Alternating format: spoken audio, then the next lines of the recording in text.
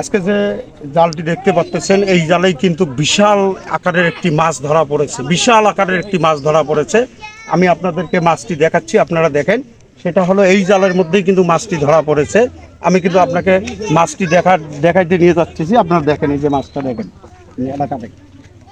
আমাদের কুড়িগ্রাম জেলার যে হলখানা ইউনিয়নের যে বাংটুর ঘাট নামে পরিচিত, এই বাংটুর ঘাটে আজকে অনেক বড় একটি চিতল মাছ ধরা পড়েছে। এটা তার আবার যে আমরা অনেক সময় চটকা জাল বলি, এই চটকা জালে হয়তোবা 10-15 মিনিট আগে এই মাছটি ধরা পড়েছে। এখনো বত্তা আছে, আসলে এখনোই মাছটা বেঁচে আছে, কিন্তু যাই হোক মাছটা যে ভাই পাইছে এটা আসলেই ভাগ্যের দরকার, তাই না? এত মাছ মারতেছে, তারপরেও কিন্তু এটা আমাদের যে কুড়িগ্রাম জেলার হলখানা ইউনিয়নের যে বাংটুর ঘাট আছে, একে বাংটুর ঘাটের মধ্যে এই মাছটা কিন্তু ধরা হলো। এই এখনই কিন্তু ধরা হলো।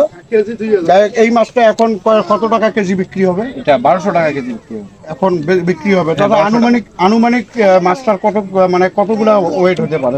7 থেকে 8 কেজি এইরকম হবে। যাই হোক 7-8 কেজি ওজনের একটা মাছ। দেখেন অনেক অনেক বড়, কিন্তু মাছটা অনেক বড়। ঠিক আছে।